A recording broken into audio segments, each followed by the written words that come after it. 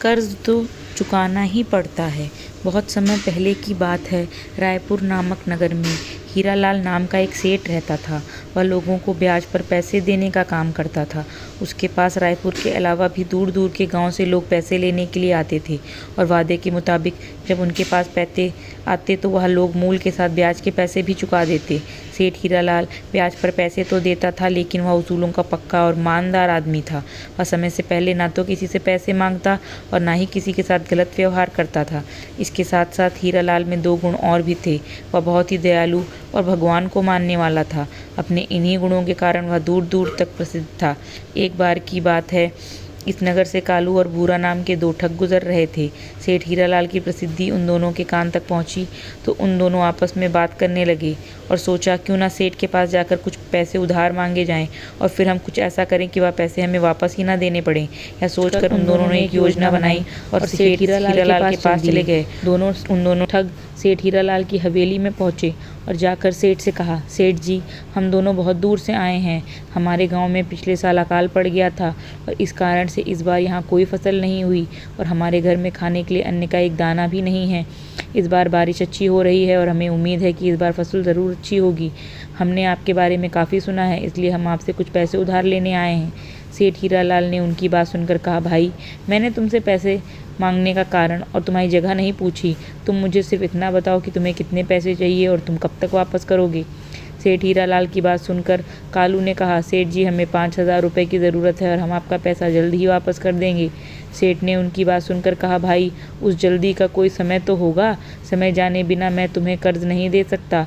सेठ की बात सुनकर कालू मक्कारी भरे स्वर में बोला, सेठ जी, कर्ज तो कर्ज होता है, कोई समय तो नहीं बता सकते, लेकिन हाँ, इस जन्म में नहीं दे सके तो अगले जन्म में ज़रूर दे देंगे।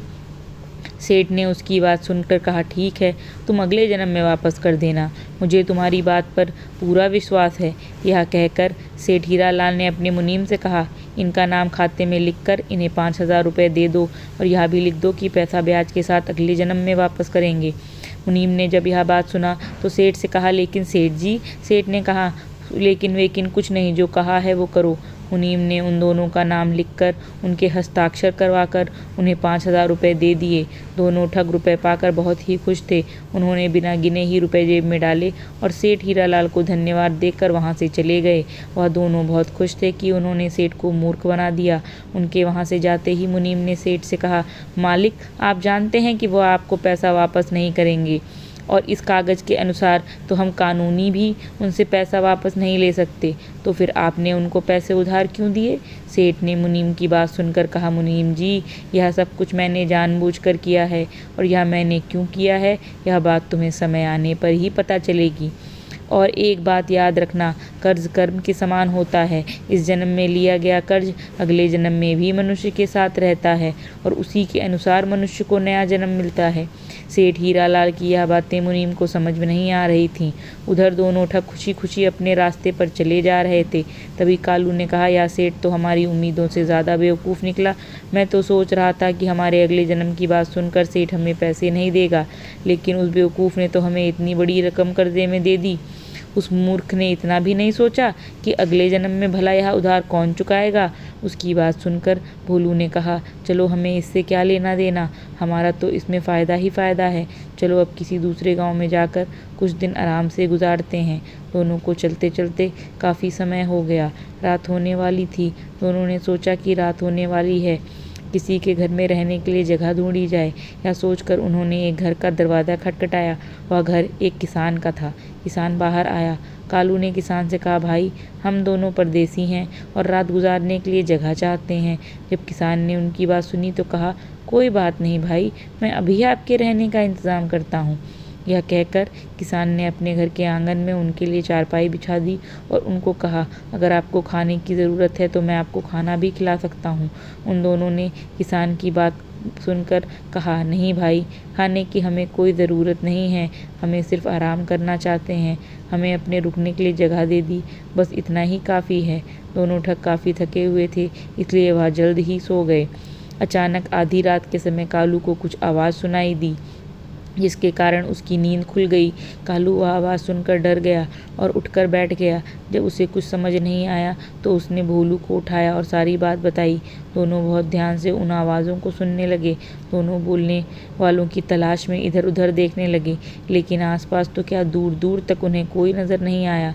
हाँ, थोड़ी दूर पर 2 बैल ज़रूर खड़े हुए थे। जब दोनों ने ध्यान से उन बैलों की तरफ देखा तो वह बुरी तरह चौंक गए। असल में यह आवाज़ उन बैलों की ही थी जो मनुष्य की भांति एक दूसरे से बात कर रहे थे। यह देखकर कालू बोला, बैल और मनुष्य की तरह बातें, यह क्या है? ऐसा कहकर कैसे हो सकता है? उसकी बात सुनकर भोलू ने कहा, भाई, यह देखकर तो मैं भी परेशान हूँ, लेकिन यह बिल्कुल सच है कि ये दोनों बैल आपस में बातें कर रहे हैं। फिर कुछ सोचकर दोनों उन बैलों की बातें ध्यान से सुनने लगे। दोनों बैलों में से एक बैल ने कहा, मित्र, आज मेरी तुम्हारे साथ आखिरी रात है। पहले बैल की बात सुनकर दूसरे बैल ने कहा, मित्र, मैं भी तुम्हें यही कहने जा रहा था। अच्छा, पहले तुम बताओ कि तुम ऐसा क्यों कह रहे हो? उसकी बात सुनकर दूसरे बैल ने कहा, वो इसलिए क्योंकि अपना जो मालिक है उससे मैंने पिछले जन्म में 2000 कर्ज लिए थे। मैं पिछले जन्म में उसके पैसे वापस नहीं कर पाया, इसलिए महीनों से उसके पास उसकी बैलगाड़ी में जुत कर उसका कर्जा चुका रहा हूँ। कल मेरा कर्जा पूरा हो गया और सुबह ही मेरी मृत्यु हो जाएगी।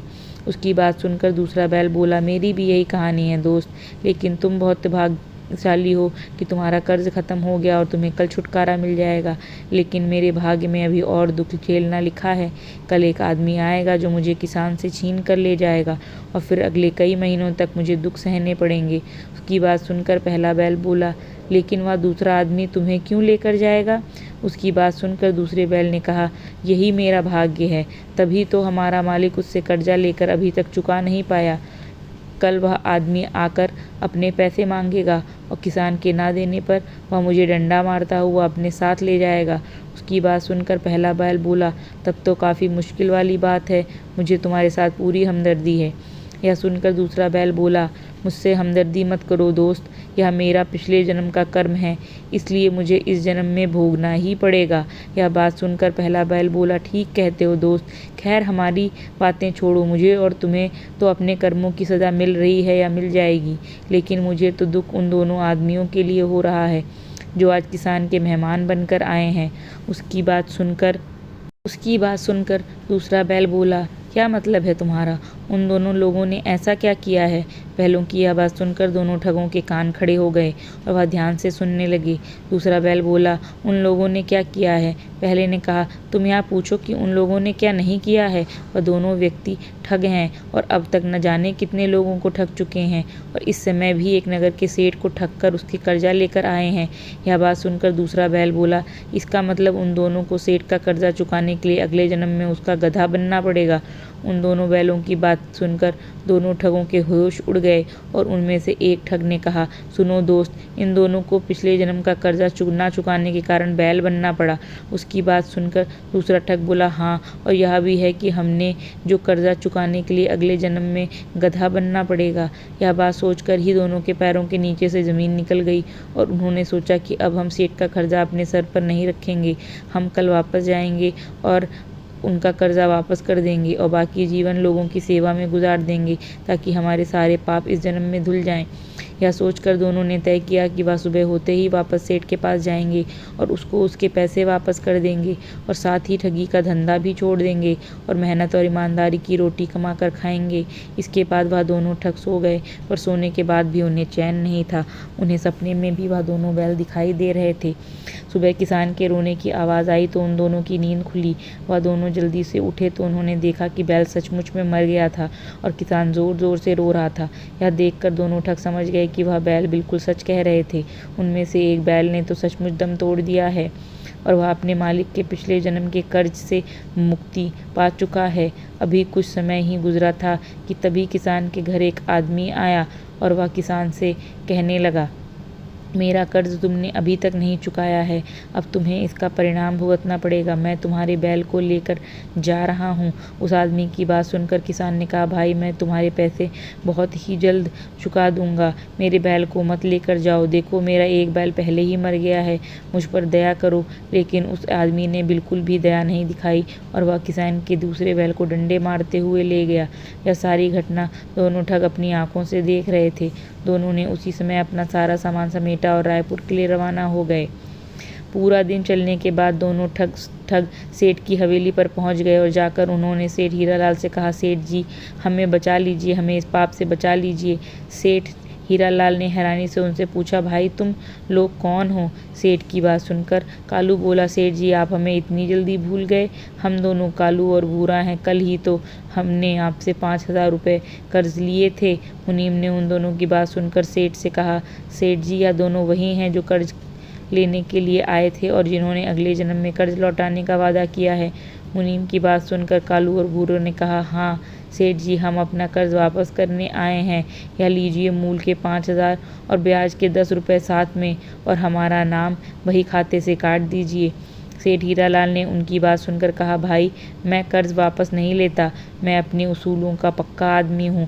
तुमने रकम लौटाने का वादा जिस समय किया है मैं उसी समय में यह कर्ज वापस लूँगा। तुमने अगले जन्म में कर्ज लौटाने की बात कही है, इसलिए अब अगले जन्म में ही लूँगा। सेठ की बात सुनकर कालू ने कहा, सेठ जी यह आप क्या कह रहे हैं? भला कोई अगले जन्म में भी कर्ज चुका सकता है क्या? कालू की बात सुनकर भूरा ने कहा, हाँ सेठ जी जब हम आपकी कर्ज लौटाना चाहते हैं तो फिर आप अगले जन्म की बात क्यों कर रहे हैं? सेठ ने उनकी बात सुनकर कहा, भाई मैंने तुम्हें पहले ही कहा था कि मैं अपने उसूलों का पक्का हूँ। जब तुमने मुझसे वादा किया था कि तुम यह कर्ज अगले जन्म में वापस करोगे, तो अगले जन्म से पहले मैं वापस कैसे ले लूँ? भूरा और कालू ने सेठ के आगे बहुत हाथ जोड़े, लेकिन सेठ ने उनकी एक ना सुनी और बिना पैसे लिए उन्हें घर से बाहर निकाल दिया। दोनों ठग दुखी मन से वहां से चले गए। उन्हें बिल्कुल भी समझ नहीं आ रहा था कि वह इस कर्ज से कैसे मुक्ति पाएं। दोनों भटकते भटकते एक जंगल में पहुंचे। वहां उन्हें एक महात्मा मिले। जब महात्मा ने उन दोनों से उनकी परेशानी का कारण पूछा तो दोनों ने सारी बात उनको सच सच बता दी। तब महात्मा ने उन्हें प्रायश्चित करने का एक उपाय बताया। महात्मा ने उनसे कहा, बेटा यहाँ से 1 मील दूर एक गांव है, वहां पहुंचने पर तुम्हें कर्जा उतारने का कोई न कोई उपाय ज़रूर मिल जाएगा। महात्मा की बात सुनकर वह दोनों आगे चले गए। थोड़ा सफ़र करने के बाद एक गांव में जिसके बारे में महात्मा ने उन्हें बताया था, वहां पहुंचकर उन्हें पता चला इस गांव में पानी का कोई स्रोत नहीं है और ना ही कोई कुआं है और ना ही कोई तालाब। इसलिए वहाँ के लोग पानी के लिए बहुत परेशान रहते हैं। पानी की ज़रूरत पूरा करने के लिए लोगों को 5-5 कोस दूर तक जाना पड़ता है। वहाँ की हालत देखकर कालू के दिमाग में महात्मा की बात याद आई। वह सोचने लगा, अगर यहाँ कोई पानी का स्रोत पैदा कर दिया जाए तो हमारा कर्ज उतर सकता है। यह सोचकर कालू ने भूरा को अपनी योजना बताई। कालू भूरा के कान में धीरे धीरे उसे कुछ समझाने लगा, जिसे सुनकर भूरा का चेहरा भी खिल गया। दोनों पास वाले खेत से 2 कुदाल ले आए और एक स्थान पर खुदाई करने लगे। वह दिन रात ज़मीन खोदते रहे और ठीक 1 महीने बाद वहाँ एक गहरा कुआं खोदने में सफल हो गए। उस कुएं में से पानी भी निकल आया। उसके बाद उन्होंने मिस्त्री को बुलवाकर उस कुएं को पक्का करवा दिया। यह सब करवाने में उनका 5,000 रुपये का खर्चा हो गया। कुआं तैयार हो जाने पर कालू ने भूरा से कहा, अब डंडा लेकर कुएं पे पहरेदारी करने के लिए खड़े हो जाओ, क्योंकि जैसे ही गाँव वालों को पानी के बारे में पता चलेगा वह पानी लेने ज़रूर आएंगे। भूरा ने कालू की बात सुनकर कहा, चिंता मत करो दोस्त, पानी के लिए अगर स्वयं भगवान भी आ जाएं तो उन्हें मैं कुएं से पानी नहीं लेने दूंगा। और फिर वह दोनों डंडे हाथ में लेकर कुएं की चौकीदारी करने लगे। गाँव वाले बर्तन लेकर पानी भरने के लिए कुएं के पास आए तो उन दोनों ने उन्हें पानी भरने से साफ इनकार कर दिया और कहा, खबरदार अगर तुमने इस कुएं से पानी निकालने की कोशिश की।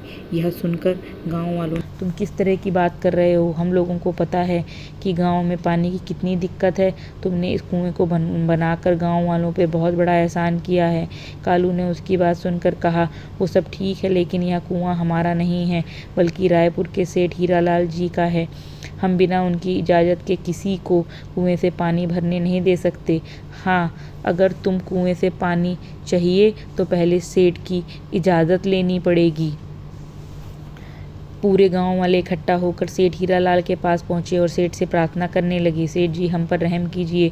सेठ हीरालाल ने जब उनकी बातें सुनी तो उनसे पूछा, भाई यह तुम क्या कह रहे हो? मैंने क्या बिगाड़ा है? तभी सभी गांव वालों ने सारी बात सेठ हीरालाल को बताई और फिर कहा, सेठ जी आप हमें अपने कुएं से पानी लेने की इजाज़त दे दीजिए ताकि हमारी परेशानी खत्म हो सके।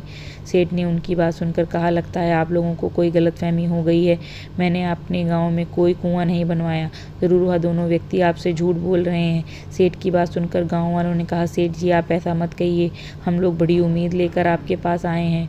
सेठ ने फिर कहा, भाई जब मैंने कुआं बनवाया ही नहीं तो फिर भला मैं आपको पानी भरने की इजाज़त कैसे दे सकता हूँ? क्या वो मेरे कहने से तुम्हें पानी भरने देंगे? लोगों ने सेठ की बात सुनकर कहा, हाँ सेठ जी, आपके कहने से वे हमें पानी भरने ज़रूर देंगे। हमें इस बात का विश्वास है, बस आप हमारे साथ चलकर उन दोनों व्यक्तियों से कह दीजिए। सेठ उनकी बात सुनकर उनके साथ चलने के लिए तैयार हो गया। सेठ हीरालाल जब अपने मुनीम को लेकर वहाँ गाँव में पहुँचा तो उसने दूर से भूरा और कालू को डंडा हाथ में लेकर कुएं की रखवाली करते देखा। मुनीम ने उनको देखकर सेठ से कहा, सेठ जी, ये वही दोनों हैं जिन्होंने आपसे 5,000 कर्ज में लिए हैं और अगले जन्म में कर्ज वापस करने के लिए बात कही है। मुनीम की बात सुनकर सेठ ने भी उनको पहचान लिया और बोला, लेकिन इन दोनों ने यह क्या किया है? उनके पास पहुंचकर सेठ ने कहा, क्यों भाई, यहाँ तुमने क्या किया है? आखिर चक्कर क्या है इस कुएं को? गाँव वालों को तुम मेरा कुआं क्यों बता रहे हो? कालू ने सेठ की बात सुनकर कहा, हमने कोई चक्कर नहीं चलाया सेठ जी, यह कुआं आपका ही है, इसलिए हमने बिना आपकी आज्ञा के गाँव वालों को पानी भरने से मना कर दिया। यदि आप आज्ञा देंगे तो हम उन्हें पानी भरने ज़रूर देंगे, हमें कोई आपत्ति नहीं होगी। सेठ ने उनकी बात सुनकर हैरान हो गया और बोला, तुम क्या बकवास कर रहे हो? जब मैंने कोई कुआं बनवाया ही नहीं तो उसमें मेरी आज्ञा की क्या ज़रूरत? कालू ने सेठ की बात सुनकर कहा, कालू ने कहा, सेठ जी, यह बात बिल्कुल सत्य है कि यह कुआं आपने नहीं बनवाया, लेकिन इस कुएं को बनवाने में रुपए तो आपके ही लगे हैं। सेठ उनकी बात सुनकर बोला, मेरे रुपए? वो कैसे? सेठ की बात सुनकर भूरा ने बोला कि जो 1 महीने पहले आपसे हमने कर्ज लिया था, यह कुआं हमने उन्हीं पैसों से बनवाया है। अगर आप यह कह दें कि यह कुआं मेरा है तो हमारा कर्ज चुकता हो जाएगा और गाँव वालों की पानी की परेशानी भी दूर हो जाएगी। सेठ ने उनकी बात सुनकर कहा, मैं इस कुएं को कभी भी अपना नहीं कहूँगा और मैंने तुम्हें जो कर्ज दिया है वो मैं वादे के मुताबिक अगले जन्म में ही लूँगा। सेठ की बात सुनकर कालू ने कहा, तो फिर हम किसी को इस कुएं से पानी नहीं भरने देंगे, चाहे यह लोग हमारे सामने तड़प तड़प कर मर ही क्यों ना जाएं। कालू की हाँ में हाँ मिलाते हुए भूरा ने भी कहा कि हाँ सेठ जी, अगर यह बिना पानी के मर गए तो इसका पाप आपके सर लगेगा, और यदि आपने इस कुएं को अपना कहकर इन्हें पानी पीने की इजाज़त दे दी तो उसका पुण्य भी आपको मिलेगा।